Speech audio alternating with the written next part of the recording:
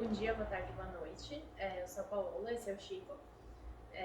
Nós somos estudantes de jornalismo da Casper Libero. A gente vai agora começar o terceiro episódio do nosso podcast, do Portal Desconexo, em que a gente traz um olhar um pouco diferente para pautas abordadas semanalmente nas nossas reportagens, sempre de olho em política, economia, cenário internacional e os seus desdobramentos. Você pode conferir as nossas reportagens no portaldesconexo.com. Siga a gente também nas redes sociais e vamos apresentar os nossos convidados. Hoje nós temos aqui nossos colegas de sala, Luigi, Ronaldo.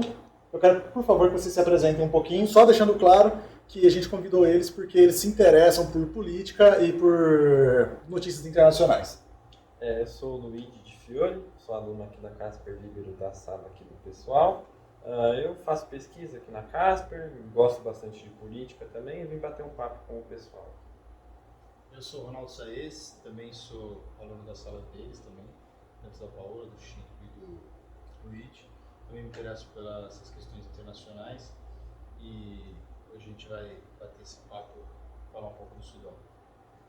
Boa, então o Ronaldo já deu spoiler, mas então sem mais preâmbulos, a gente vai começar. Hoje a gente vai conversar um pouquinho sobre o que está acontecendo no Sudão.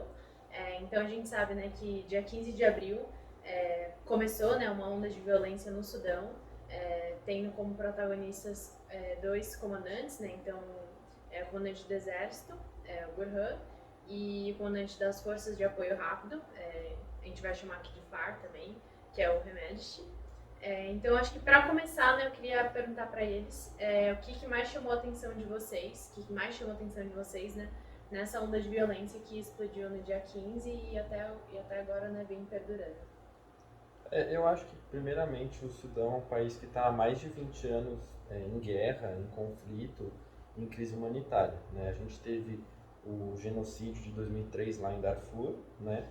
Que foi, cara, uma cena horrível, assim, acho que mais de 300 mil pessoas que morreram, não é? E desde então o país vem sofrendo de golpes militares, de conflitos, assim, muito pesados, tanto que o genocídio de 2003 foi considerado o primeiro do século XXI, né? Então, a volta desses conflitos, depois do golpe de 2019, né? Cara, é uma situação meio assustadora, assim, um país há tanto tempo numa crise tão pesada. Eu gostaria de dar destaque um pouco para a questão dos aeroportos no Sudão, depois da questão do golpe, os ataques que o Sudão vem sofrendo em relação a essa questão aérea, né? 2 aviões foram atacados e destruídos recentemente e sempre quando a gente está nessa questão de conflito, você envolver locais que tem essa movimentação como aeroportos, que tem essa movimentação de pessoas constantemente, é sempre um risco a todo momento, né? Não só, então acaba tendo o conflito, e o conflito fora dessa parte já é algo pesado, mas quando envolve essa questão dessa movimentação acessível das pessoas, o conflito acaba se tornando mais sanguinário, vamos dizer.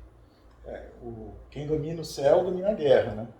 A gente vê que boa parte do sucesso norte-americano nas guerras lá do Irã e Iraque foi pelo absoluto domínio aéreo, porque hoje em dia tem bastante isso daí. Sem contar também que os aeroportos lá vivem trocando de mão, tipo, eu tô dominando, mentira, agora sou eu, agora eu de novo. Que é uma rota de abastecimento extremamente importante, seja para que lado for. Acho que um ponto também, né, que acho que é importante, né, afirmar, eu devia ter falado no início, já morreram mais de 500 pessoas, né, e a gente tem quase 5 mil feridos, segundo os dados mais recentes. Então é uma situação bem grave, e eu acho que um outro ponto que chama atenção é a questão do cessar-fogo, né, porque já foram anunciados alguns cessar-fogos, e eles não são respeitados, ou se são respeitados por pouquíssimo tempo, então tá uma situação bem complicada. Teve recentemente, principalmente a mídia britânica tem repercutido bastante, que eles tentaram tirar britânicos de lá e tiveram problemas com isso, parece que alguns americanos também. E, bom, Acho que o grande problema nessa questão que vem a deixar o conflito mais problemático é a questão dos líderes, né? Você pega os dois líderes que fizeram juntos um formato para deposar o atual líder em 2021 e em seguida, depois de conseguirem o objetivo, acabaram entrando nesse conflito, por isso que é a grande causa. São dois egos, pode-se dizer. Sim. E aí, por terem dois egos, acaba o questionamento que dá para se fazer quem vira, posso dizer, o subordinado dessa nova hierarquia. Na verdade, não existe subordinado, porque são dois líderes com esse ego inflado e que não se sabe quem realmente manda e quem se torna subordinado. Sim. Não, só queria acrescentar, acho que a gente vai tocar um pouquinho nos agentes mundo afora sobre o conflito, mas a participação do Brasil, né, dentro desse contexto, que, se eu não me engano, o Brasil está sem um diplomata ativo lá dentro. Sim. Foi eleito um cara que o Rubem Guimarães, ele foi escolhido para o cargo, mas ainda não assumiu, o que enfraquece um pouquinho, acho que o apoio, e dá até um tom de descaso do Brasil em meio a esse conflito, né? Tem 15 brasileiros lá no Sudão, e eu acho que assim, o Brasil defendeu uma posição de negociação, de que ele quer o fim da violência, dos conflitos, mas também não está atuando ativamente para fazer isso. Você acha que porque esse negócio de uma atuação mais contundente pode gerar um Haiti 2 para alguns membros das Forças Armadas? Alô, Heleno, você mesmo. Fala que foi um sucesso lá, mas a gente sabe que teve vários casos de violência de brasileiros contra haitianos, um monte de soldado acabou deixando o filho lá, e humanitariamente não serviu de nada. Você não acha que a gente pode estar caindo numa mesma armadilha, por assim dizer? Se o Brasil fosse atuar mais ativamente. Mais contundente lá. Porque assim, desculpa eu te interromper, mas o papel de um diplomata é essa relação entre governos. Quando a gente está com a sociedade civil completamente esfarelada, como que o Brasil poderia ter uma ação mais contundente lá, que não seja uma ação como no Haiti?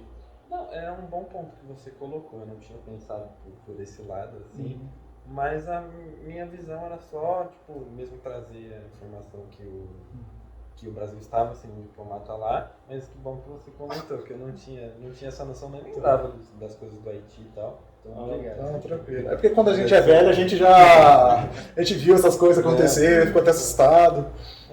Não, porque assim, por exemplo, no Haiti, até onde eu me recordo, não sei se o Brasil continua com representação lá até hoje. A gente puxa esse dado depois E põe no comentário fixado. Pode comentar. Eu acho que uma coisa interessante para a gente citar é a influência da Rússia nessa questão do Sudão. Sim. Quanto o armamento que se tem hoje no conflito entre ambos os lados, claro que pesa para um lado, que é o do Burhan,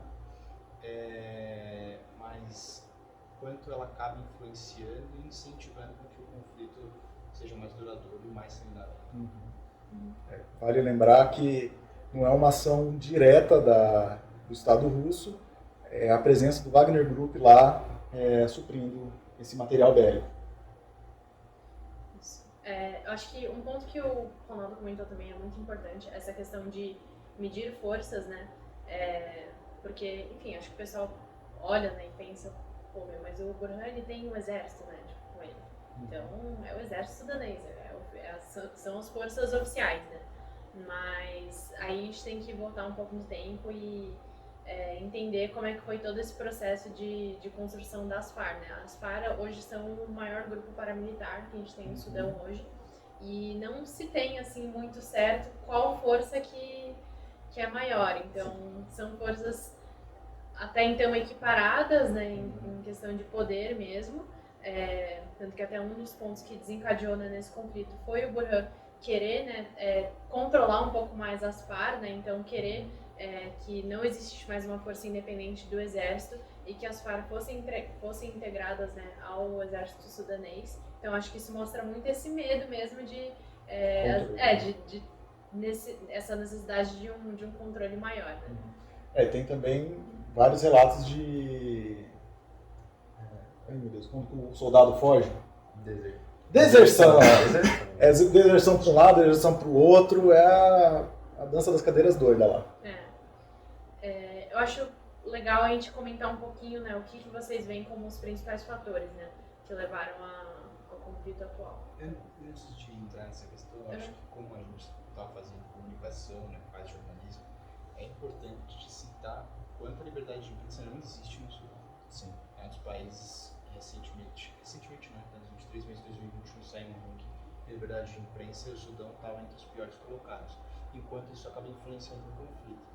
Naturalmente, quando não se tem liberdade de imprensa, outros países, outras nações acabam não entendendo e talvez até por uma questão de estratégia mesmo política no próprio Sudão, acabam não tendo uma interferência de outros países e acaba que aquilo ali não tem o real aspecto e noção do que está acontecendo no Sudão por dentro. Né? A imprensa ela acaba disseminando a notícia e dando a notícia verdadeira, diferente do que o governo acaba exprimindo.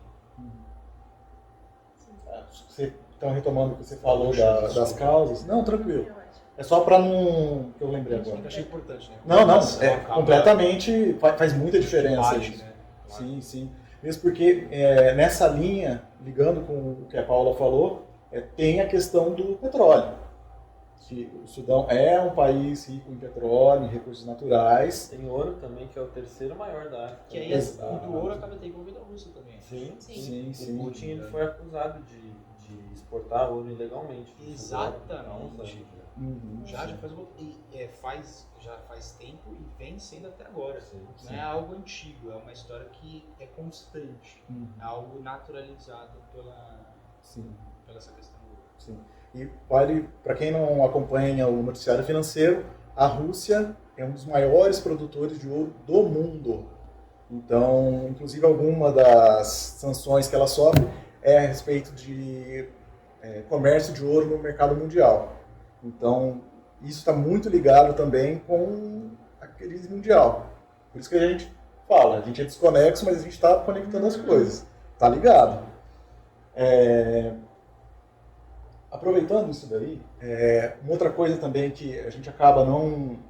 Vai ser pauta de uma reportagem só dessa, a gente vai tratar só disso, mas outra matéria, um outro recurso que tem lá também e que eu vi poucas mídias falando, é o comércio de escravos.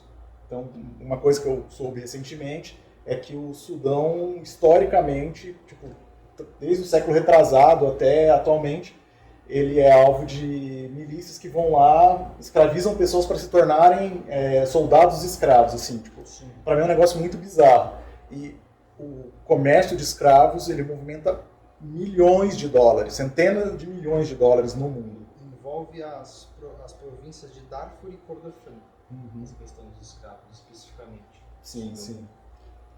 E também tem outra coisa também que tem um lance que rola a treta lá. Não é só escravo, é violência, estupro e assassinato. Sim, também. E também tem outra coisa que rola também, que acaba influenciando tudo isso, é a questão religiosa, né, Paulo? Que tem os ortodoxos e tem os cristãos lá. A questão religiosa, a questão étnica foi um dos pontos centrais, né, na questão da divisão, né, do Sudão do Sul. Então, no Sudão, historicamente, a gente tem mais ao norte tinha uma maioria, né, árabe, né, e, enfim, fala árabe, tá dentro da etnia, né, árabe, e no sul tinha um predomínio mais de religiosos cristãos, animistas, e aí um dos pontos centrais, né, dessa divisão foi por isso, principalmente, né, porque os governantes, eles, em sua maioria árabes, tinham uma tendência a desrespeitar, né, enfim, querer impor a lei islâmica, que era o que os cristãos e animistas não queriam se submeter. E aí só em 2011, depois de, enfim, muitas Muitas tretas. Muitas tretas aí, que o Sudão do Sul conseguiu essa separação, né? Mas ainda assim é muito problemático, né? Acho que pela própria colonização, né, delimitação das fronteiras, é muito A problemático. gente consegue dominar essa questão que a Paula pontua como uma guerra civil facilmente. Uhum. E dados falam que essa guerra civil já matou mais de 1 milhão de pessoas só a guerra civil. A gente está tirando os conflitos. Então é algo que já vem há anos e aumentando assim. Você pega, por exemplo, a área do sul do Sudão, ela sofre muito mais do que o norte, por exemplo. Por isso que ela tem a questão da seca, da fome e da questão de fronteiras. As fronteiras são mais o acesso para essa escravidão que o Chico comentou, são principalmente por essas fronteiras, que é o que o Chico falou, de vir essas pessoas de fora, né, determinadas, como é o que você usou? Migrantes?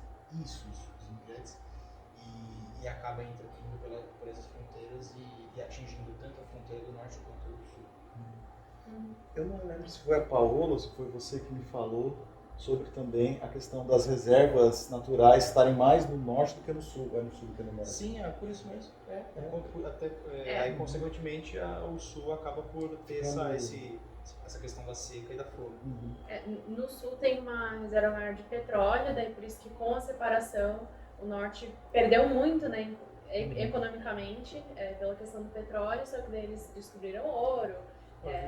Dado aqui, a ONG dos Direitos Humanos, da Solidariedade Cristã Internacional, SCI, na Suíça, afirma ter liberado mais de 11 mil escravos desde 95 só no Sudão.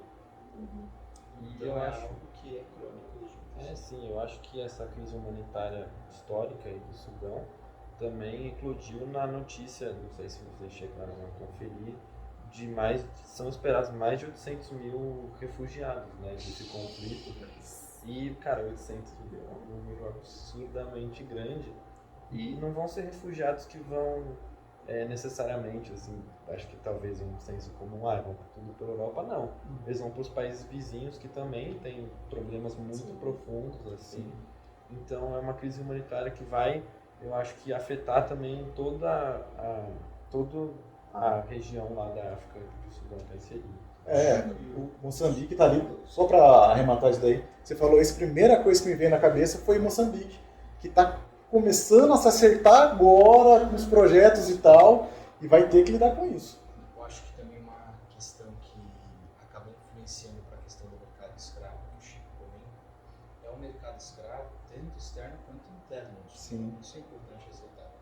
E essa questão de ser interno, você pensa em um país que a média da população acaba por sobreviver com $1 por dia.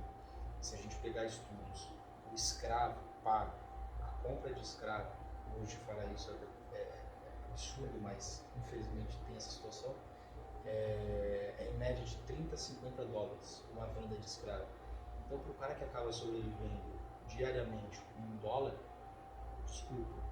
a venda para ele de um escravo acaba sendo vantajoso. Então, por isso que acaba estimulando o mercado de escravo. É um tom difícil de se tratar, mas infelizmente, a realidade. Só para pensar, 50 Bidens, vezes 5, 250 conto para um escravo, mano. Um ser humano. Nossa. Muito triste. Isso são dados da Unicef, então, essa questão dos valores. Você ia falar? Bom, acho que acho que talvez arrematando um pouquinho alguns pontos que vocês trouxeram, né, para deixar também mais claro para o pessoal aí. A questão do ouro, a questão do petróleo, a questão da separação do Sudão, tá tudo muito conectado, né, interligado. Então, separa em 2011, Sudão e Sudão do Sul. Sudão do Sul tinha a maioria do petróleo, o Sudão fica pobre, né, perde assim, 95% das exportações eram em petróleo e aí perde muito disso. Eles encontram ouro, tem uma corrida, né, por esse ouro, para quem que vai controlar, quem que vai explorar, e quem acaba se dando bem, né, nessa corrida é o Hamed, são as Farc. Então muito do poder das Farc também vem desse ouro, que é interessante para a Rússia, e aí a gente entende também hoje, a Rússia está apoiando, né, o Hamed e as forças de apoio rápido, né. Então são muitos interesses, né, envolvidos. Sim, é o que a gente fala, é o que está desconexo que de repente se conecta. Sim. Até agora, os dois generais estão firmados de não ter uma negociação. Não, Um conflito. é aquele negócio que para, volta, então tipo, são palavras que a gente não consegue confiar, a gente não sabe se vai mesmo. E é o que a gente estava falando no começo, a Paula falou da questão do cessar-fogo, que praticamente inútil, foi inútil quando teve, e que depois do cessar-fogo não se tem mais negociação, e a frase que fica é assim, o que é o futuro do Sudão? É um futuro mortal. Sim. Não tem outro caminho. Sim. Infelizmente, os dois que são os principais líderes não pensam nem em negociar, nem cogitam, a questão é vir mais mortes, infelizmente. Bom, eu acho interessante assim comentar, eu estava até conversando com o Chico ontem, a gente estava pensando, qual que vai ser a próxima pauta, né? O que você acha interessante a gente trabalhar?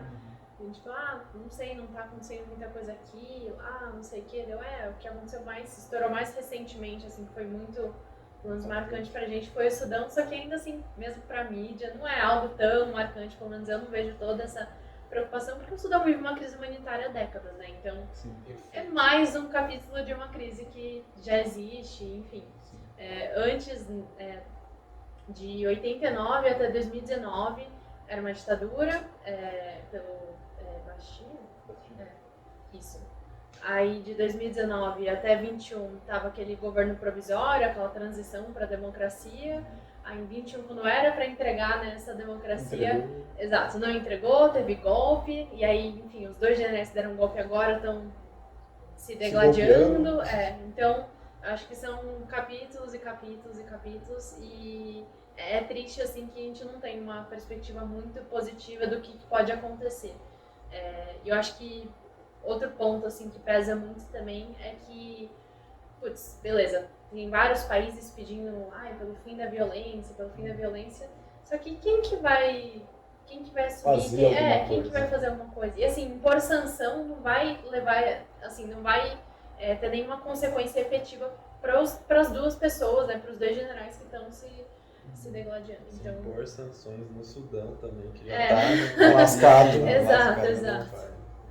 E o que vocês acham, assim, pegando um pouquinho do que a Paula falou, da diferença, assim, acho que até da abordagem, de quando se fala, de como se fala, comparando, por exemplo, com o conflito na Ucrânia, sabe? Que é um pouco mais próximo do Ocidente, assim, do meio que a gente está inserido, que as mídias que a gente consome estão inseridas também.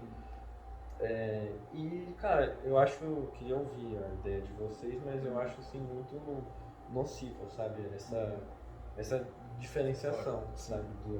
Da abordagem entre os dois conflitos, sendo que no Sudão, cara, é tão ruim ou pior do que a situação do Não. Já que desculpa iniciar, eu acho que a linha de ter essa visão mais do conflito Ucrânia e Rússia, acho que envolve muito pela OTAN, os Estados Unidos, tudo. Sempre quando envolve essa questão de Estados Unidos e outras questões mais de potências, infelizmente, o Sudão não tem essa representatividade, acaba que a mídia ela solta mais, ela quer que você propositalmente consuma mais, para ela talvez ter mais visibilidade a essa questão. Eu acho que tem várias coisas, isso que o Ronaldo falou, obviamente tem. Eu não consigo parar de pensar uma questão, tipo, que podem falar que eu estou fazendo drama, mas eu não acredito nisso, que é a questão do puro e simples racismo. Porque uma coisa é você ver pessoas brancas sendo bombardeadas, os europeus verem pessoas brancas sendo bombardeadas, outra coisa é o europeu ver 1 milhão de pessoas negras mortas, 800 mil pessoas negras refugiadas. Tem uma questão muito séria dentro do próprio Sudão, que os árabes eles têm a pele um pouco mais clara que a população animista, cristã, e é uma divisão tipo, muito clara, tipo, que os árabes consideram todas as pessoas negras como escravos, sabe? E isso, só por isso é uma questão que eu não vi sendo abordada na grande mídia. Tipo, Tipo, só mídia de nicho acaba falando esse tipo de coisa.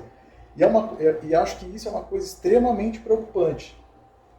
Óbvio, tem a questão dos grandes atores globais que estão ali, ao mesmo tempo que esses grandes atores estão trabalhando por procuração dentro do Sudão. Mas eu acho que quando a carne preta, ela é como a música da Elsa, né? A carne mais barata é a carne negra.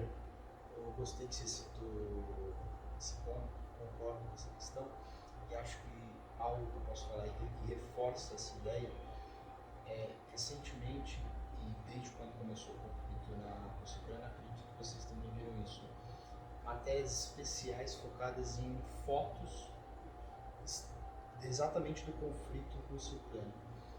Por que foto?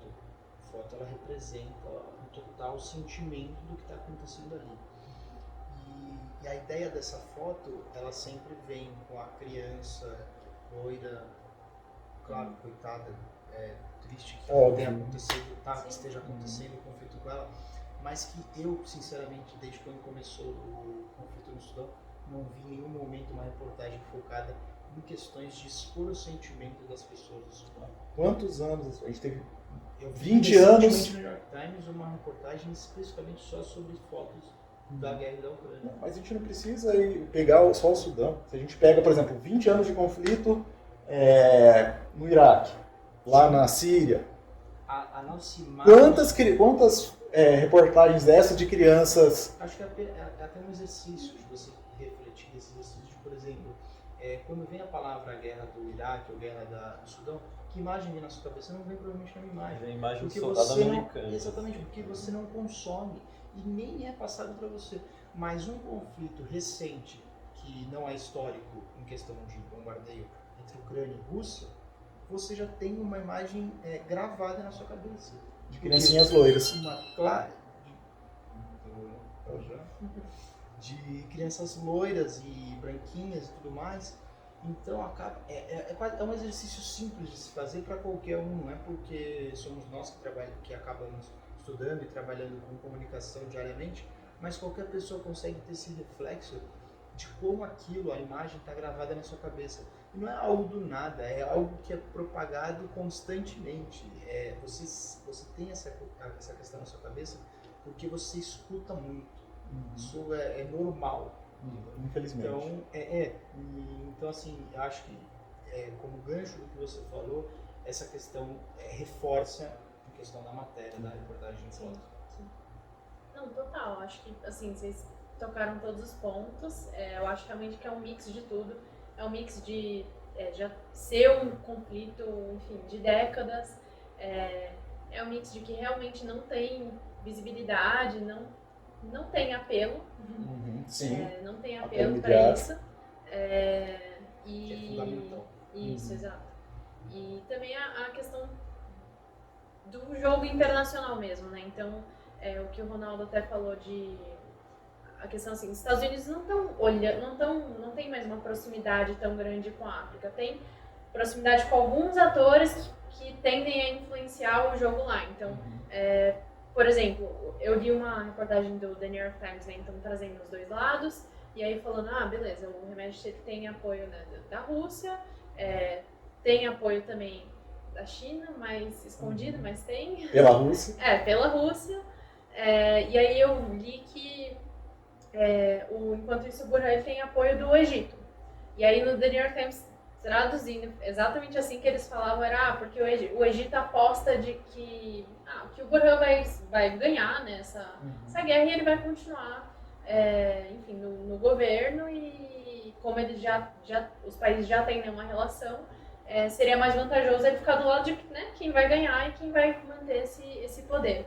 Mas a gente tem que lembrar que o Egito tem uma relação com os Estados Unidos e que o Egito tá lá como, né, um ator que está sondando a região, né, que tem interesse, está tentando barrar esse avanço da Rússia, esse avanço da China. A gente sabe, né, que um dos grandes projetos da Rússia na África é fazer uma estrada que liga o norte da África até o sul da África para distribuir comida, para distribuir petróleo, para distribuir água. Então, exato. Então, assim, os Estados Unidos está afastado do conflito, então a gente não vê muito esse apelo midiático também, né, por isso, como, enfim, conflito diretamente na Europa, só que tem atores que são aliados que estão tentando influenciar também esses meios. Então... Aí me corrija se eu estiver errado. Sim. Mas a situação política lá no Egito também não está tão... Não. Desde a primavera árabe continua atrapalhado, né? Sim, sim. Então, só para a gente lembrar. Só lembrei de uma coisa, reforçando o que a gente estava conversando sobre a questão de relação midiática, apelo midiático. Recentemente teve a acusação do governo russo em relação ao ataque do governo ucraniano com os drones e a tentativa, em aspas, não tem nada provado, né? De tentar matar o Putin.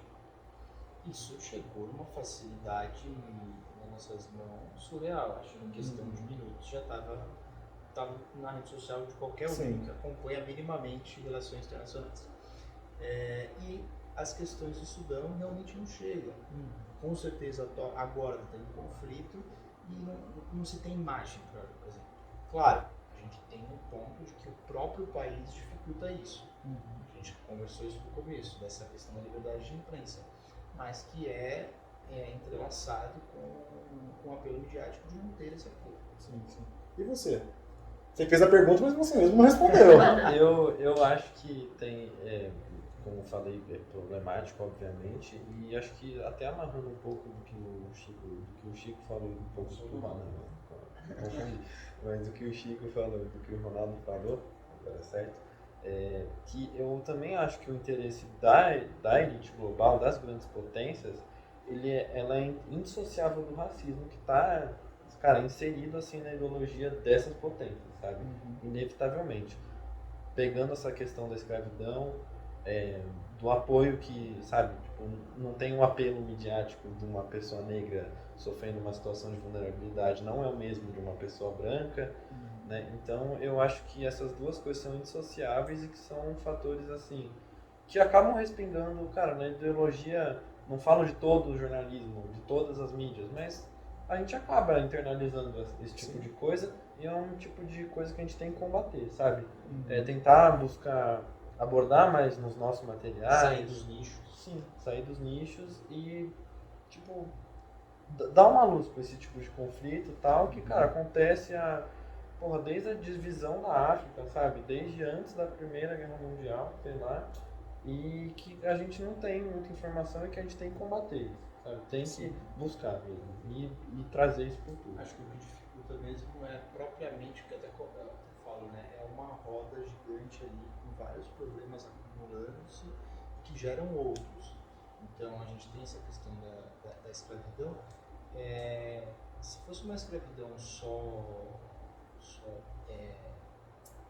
do exterior, né? Fora do Sudão em si, é uma coisa, né? Só que você tem traçados dois lados, tanto interior e exterior.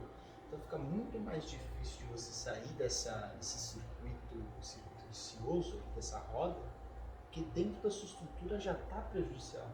Já está algo assim, entre eles, assim, entre os sudaneses, né? Então isso complica também para sair dessa questão do limite. Sim. Tem mais alguma coisa? A única coisa que me veio à cabeça agora, só para arrematar, porque senão eu quero deixar isso registrado. Logo no começo da guerra da Ucrânia, as cidades estavam sendo evacuadas por trens e se deu a prioridade de embarcar pessoas brancas antes das pessoas negras. E as pessoas negras eram ucranianas, nascidas lá ou com cidadania. Pois é. Pois é.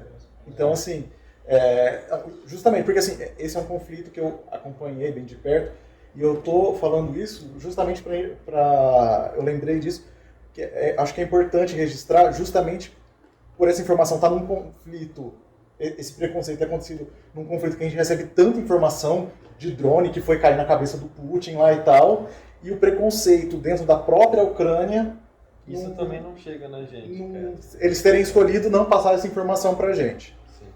E vou falar outra coisa também que eu quero deixar bem claro antes de qualquer outra coisa. O conflito na Ucrânia é uma rinha de nazista-fascista. Wagner Group é nazista, é Wagner por conta do músico lá, Wagner, que era nazista, e os Azov são nazistas também, tem foto aí a rodo, tem prova a rodo isso daí pra internet. Se quem tiver um pouquinho de boa vontade, joga esses termos no Google, vai lá em imagens, vai ver suástica, SS, Sol Negro, exército ucraniano com as caveirinhas nazistas. Totenkopf não dá. Então pronto, desculpa, eu queria falar só isso daí. E o que vocês querem falar para encerrar? Eu acho que é um conflito que ainda vai perdurar, né? O do Sudão. Sim, do Sudão. Da Ucrânia também. A Ucrânia é mais militarmente mais do Sudão. Sim. E eu acho que é um conflito que vai perdurar e, cara, terminando, a gente sabe como é a situação lá, historicamente, é uma coisa que vai voltar, sabe, de jeito ou de outro, acabando. É uma crise humanitária que vai perdurar, não só para o Sudão, para os países vizinhos, para a África como um todo também. E eu acho que é uma situação que a gente tem que ficar de olho e sempre tentar entender os agentes, os fatores, os interesses também dos outros países e não deixar nunca de cobrir esse tipo de assunto. Boa.